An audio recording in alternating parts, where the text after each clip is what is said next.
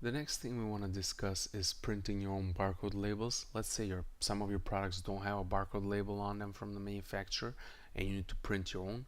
You go to Inventory, Edit Inventory. You pull up one such item. Let's say our KitKat bar that we put in here from one of our previous video tutorials. As soon as you pull up the information for the product, this button in here will show up that says Print Labels. I'm going to go ahead and click on that. Now, if in this screen for printing labels you don't see on your computer that you have a barcode generated in here graphically like we do on our screen in here, that just means that your PC doesn't have a barcode font installed on your Windows yet, and you can't generate barcodes just yet, but that's easy to fix. You can just go to the online help menu right here, or in our website, clicking the support tab will take you to the same place. Basically takes you to our support section of our website, and here it is. We'll go ahead and click on free support tab to enter the free support section, and then on knowledge base, that will take us to our knowledge base.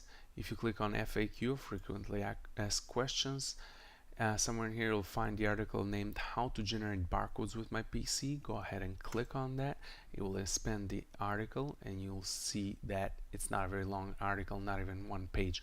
If you read this article, it tells you exactly how to get the barcode fonts that you need for free, where to obtain them from, and then all you need to do is download them and install them on your PC, on your Windows, and you'll be able to generate barcodes just like we are in here, and you'll be ready for generating and printing barcodes on your PC. Now, going forward to explain some of the choices you can make in here for printing your own barcode labels. First being size of barcode font. As you can see down here, we have a representation of what our barcode label is going to look like. It has three parts: the barcode and item ID, then the description of the item, and the price. So these three parts in here, you can choose the size of the font for. Size of barcode font, you can increase it, you can decrease it, whatever you need. 10 is just the perfect size for us. You can change the description font size to increase it, decrease it to whatever you need. Again, for us, 10 is the perfect size. Price font, same thing. And then you can choose the number of labels needed for printing. Let's say for this KitKat candy bar, we need just 4 labels to be printed, so I'm going to put 4 in here. Now, vertical spacing between labels, that plays a role only if you select the printing format called one column of labels. As you can see down here, we have 2 printing formats. One is the one column of labels. The other choice is the full sheet printing format. Now, the one column of labels, which is the only printing format that this vertical spacing between labels plays a role in, is the format that you will use as graphically shown in here in this little graphic. When you have a printer that uses a narrow paper, maybe some kind of a special label printer, or you want to print your labels right on your receipt printer, so it's a narrow printer using narrow paper on a roll usually, right? So you literally need to print in a manner that stacks the barcodes, barcode labels one on top of another. And then after you print it out, if you're not happy with the spacing in between them, if they look like they're almost touching, they're too close or something, you increase that vertical spacing between the labels right here. So you can put whatever number you want, reprint, and see if you're happy with that result until you get it perfect, right? Now, the other option you have for printing formats is the full sheet. The full sheet is shown in this graphic in here, applies to those regular printers that we all know, also called office or home printers, the ones that use the standard sheets letter size, as called in the USA 8.5 inches by 11 inches size. Internationally, I believe they're called about A4 format.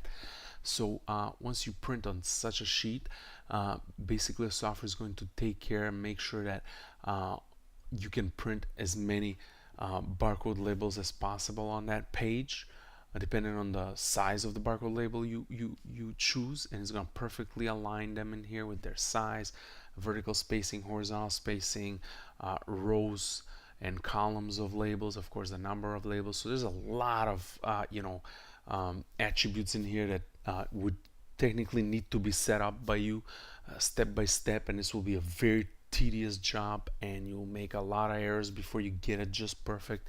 So to get all that guesswork out of this game, what we do is we do the same thing Microsoft Word does and other programs.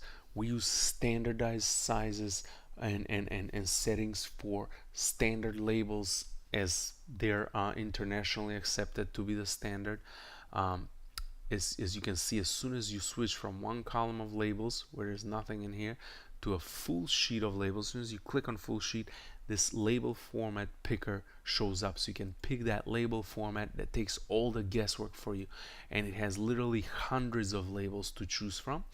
And as you can see, we have like a lot of brands in here: the Post-it brand labels, the 3M, then we have the Avery brand, those have the most to choose from.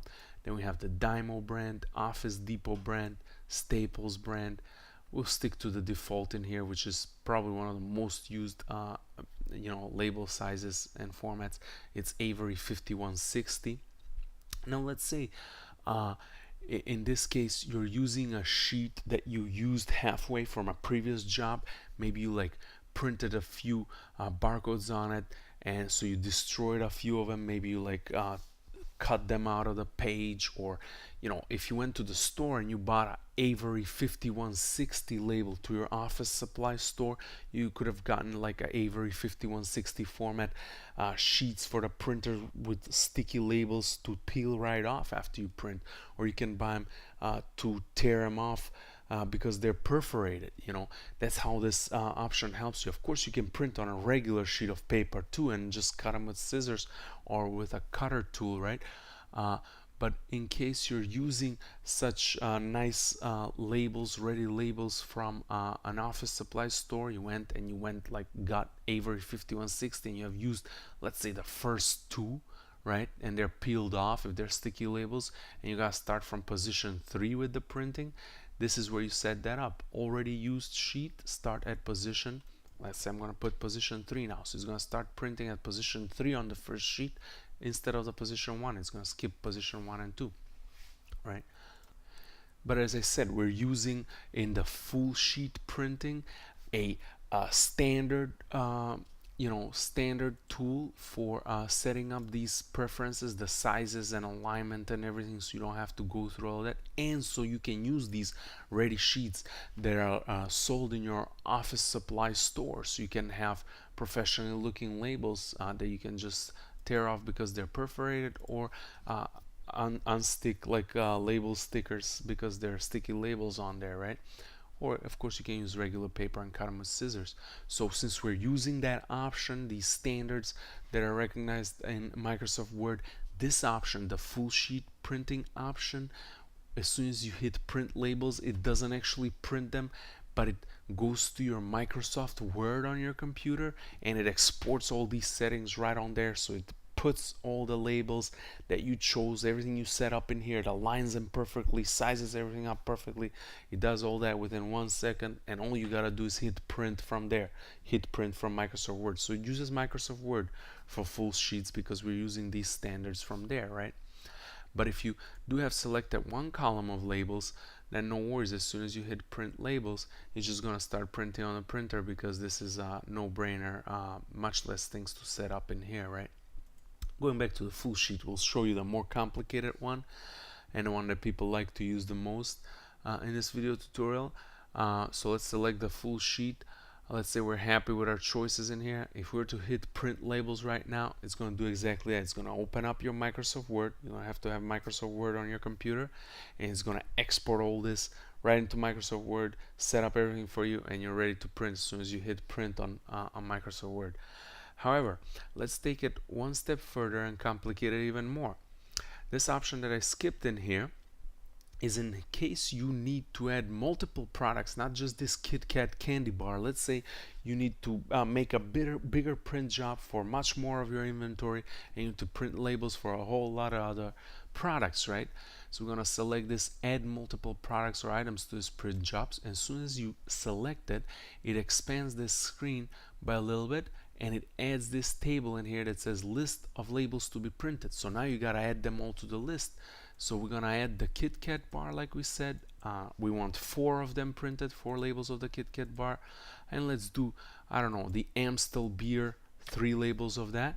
So as you can see, it added it all up for us in here. We have a printing job of Kit Kat bar, 4 labels, Amstel beer, 3 labels. Now I'm gonna hit print labels and you're gonna see how that looks in Word. Here we are in Word now. As you can see, it skipped the first 2 positions, started printing from the second position. We have 4 Kit Kat labels and 3 Amstel beer labels. All you do from here is hit print and you're done.